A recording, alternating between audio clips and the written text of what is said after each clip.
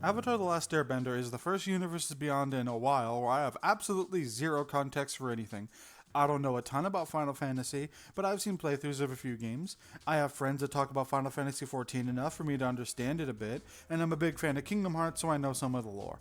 With Spider-Man, I'm a huge fan, and I've seen almost every show, seen almost every movie, and have played most of the games in full. But with Avatar, I have zero information mostly. I know the basics of it, that it's about an airbender that was sealed away and gets released, having to master all four of this world's elements to stop the Fire Nation, and I know some character names, but for the most part, I am 100% blind to Avatar. And I really don't want to get Netflix or Paramount Plus or whatever for it, so I have zero biases against or for this series at all. That being said, we still got a full set of cards for it, and today I want to talk about my favorite cards in this set. These are in no particular order, and there's no real theme to them. These are just cards that I like and find really neat and wanted to talk about in some capacity. Note that I am super EDH brained, so all of this discussion is going to be in the context of Commander. Some of these cards could ruin Standard or hurt Modern or suck ass in those formats or whatever. I have no idea. All I care about for this is Commander specifically. Also keep in mind, like I said before, I've never seen Avatar, so I won't get most of the references. Without further ado, let's get started.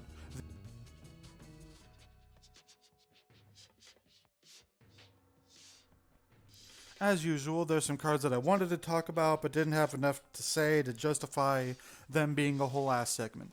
Tough, head-hardened teacher is a cool card in a cool design space. Usually don't see this kind of effect on a Gruul card, so it opens the door to some neat Gruul spell slingery decks. Also, fuck AI art, fuck anyone that uses generative AI, and fuck WotC for giving this cool ass card AI slop art. Long Fang Grand Secretariat is good in my Gitrog deck since it sacrifices lands a lot, but there's not tons to say here, so next card, I guess. Foggy Swamp Spirit Keeper is a good lifelinker, a good defender, and fills your board with a bunch of spirits. It's good in any deck that ensures a draw each turn, and she's also got a cool little crocodile friend. Day of Black Sun, despite having issues with confusing art and name sharing with another card, is neat. I like weird board wipes like this where you have to think about how you want to cast it, and you can play around it if you do it right. It's just an interesting board wipe, not much to say. Azula of the Hunt is cool and all, but look at that little salamander fella. Look at him. Why don't they have a card? Look, they're just a friend, a little pal. I don't care. I don't care what this Lizzo friend did in the show. I want to hug him and have tea with them, and they're cute. Why don't they have a good fucking card? Why don't they have a card, WotC? Hi, Editing Jira here. It has come to my attention that they do have a card in the set, so I'm just going to let you enjoy that for 15 seconds.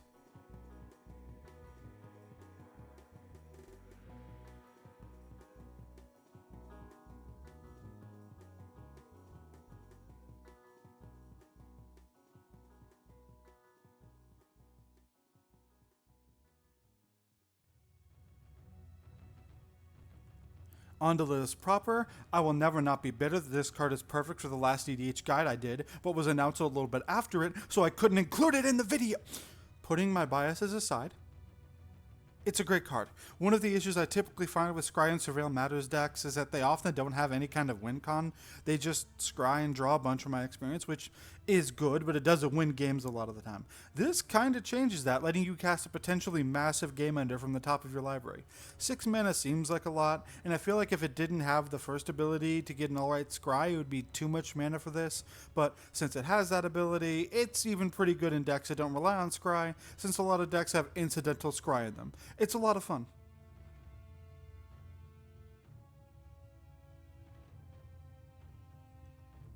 Phoenix Fleet Airship is really cool to me. I always found cards that keep multiplying themselves, and then having those copies also multiply themselves really interesting, and this is no exception. It being your end step keeps it from being too annoying to deal with or too broken, while also still multiplying at a fast enough rate to keep it from being way too slow or whatever. I think it's a really cool design space that I want to see more of.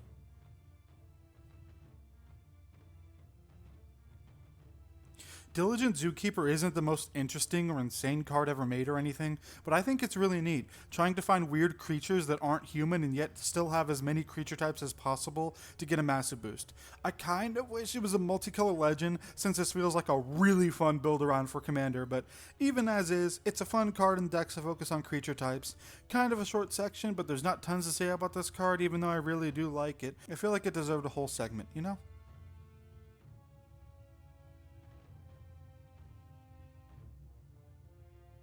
I'm a sucker for typo support, what can I say? And I think this one's very good. 4 mana is a fair rate in my opinion. It enters tap, so you can't super abuse it the turn it comes out. And thankfully, unlike Coat of Arms, it is not reciprocal, meaning it's not so much of a pain in the fucking ass to track that it's not worth running solely because of that. It's a great way to ramp in any typo deck and can give a boost to some weaker typo themes without as much support. I know people hate cards like this that are basically staples in most decks of a certain genre or playstyle, but I don't really mind it here.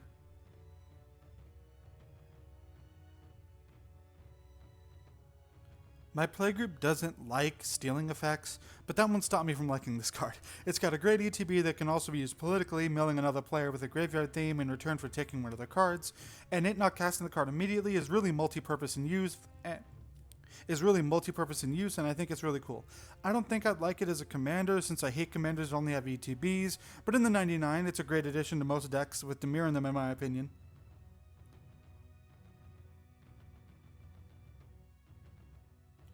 For once, we're not saving my favorite card for the end to prove that this is in a semi-random order. Firelord Azula is a really fun build around. At first, it seems kind of lame since the first thing that comes to mind is going to be combat tricks, which, while still neat, is nothing groundbreaking. Then you realize that you can do so much more with it. You can copy permanents with flash, you can copy any instant you want. Copying something like Teach by Example gets you 2 copies of the next thing you cast. It isn't even once per turn in any way, so you can chain together multiple weird cool spells. You're still going to be playing a bunch of combat tricks, but you can do so much more with her. It's crazy. 100% my favorite commander of the set, and one I want to build so badly. So since Comet is a really fun card in both flavor and function, Firebending 5 is crazy, adding 5 mana for every attack you make, while not being too insane since that mana is going to go away after your combat phase, is pretty cool. You can still do some crazy and fun stuff with it, but for the most part it's not too crazy. Foretell's also cool on it, letting you hide what you're up to until the last moment, though since there's not a ton of Foretell in red, it may be obvious what you're playing in most decks, but still, it's a really cool card and seems really fun.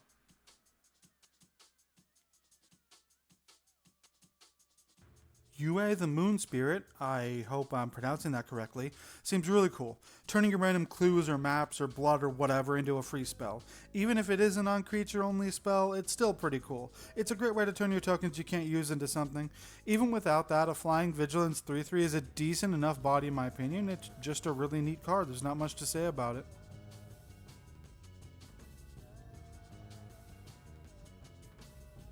Look, I have a cat named Panda, I like Orzhov, and I like Aristocrat decks. Of course I'm going to like this card. It gives you an alright sack outlet and makes itself bigger while also avoiding the usual issue of putting all of your counters on one thing, only to have it die and you wasted your effort. I don't have much to say at this point about this card, so here's pictures of our kitty cat Panda. Everyone say hi to him in the comments or he's going to cry.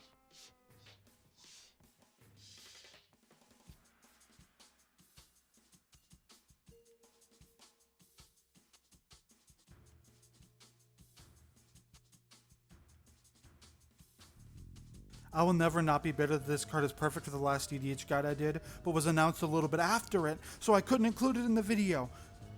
Putting my bitterness aside, it's a great card. It's kind of weird this isn't legendary since it's a named character, and they could have just made the token copies not legendary, but whatever. It's a cool card.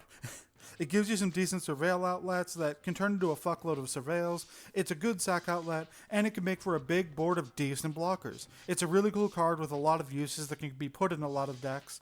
I just think it's neat, okay? Weirdly enough, Sandbending Scavengers is similar to the Panda commander we talked about earlier, but its second effect is really cool to me, reviving anything with mana value less than its power when it dies. It exiling itself kinda stings, but I understand why it does, and so I don't really mind it here. It's a cool card that can go in a lot of decks that I really think is cool.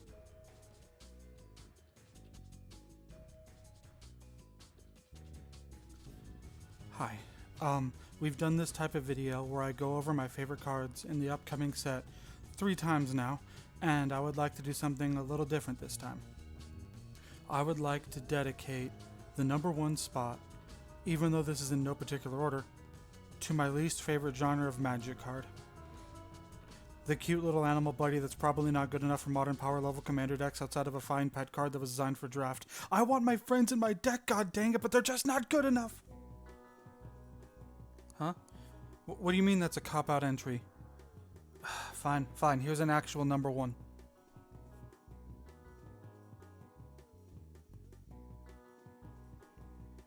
Secret Tunnel's a really cool card. It makes any creature unblockable whenever you crank it. This helps with... Wait a minute. That's not an avatar card.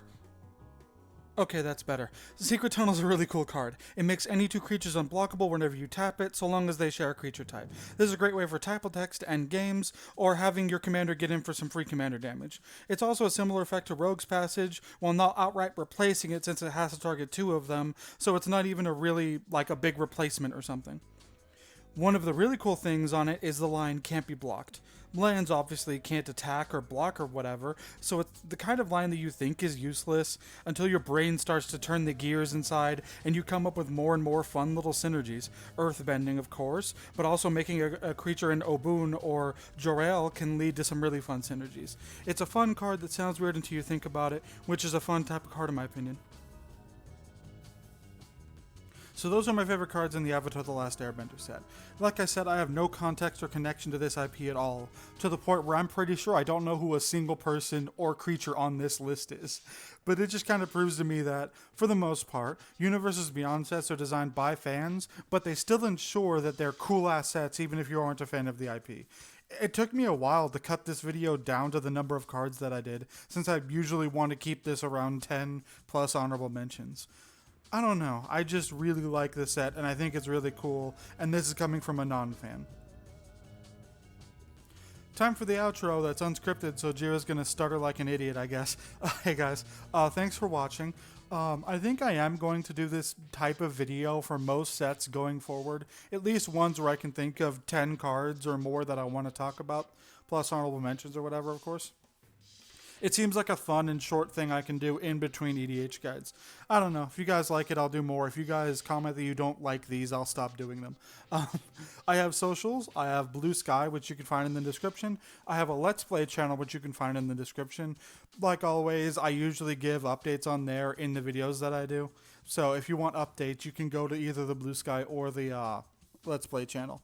Like I said, I won't keep you long, so I guess that's it. Thank you guys for watching. Like and subscribe if you have not done so yet, and I'll see you guys in the next video.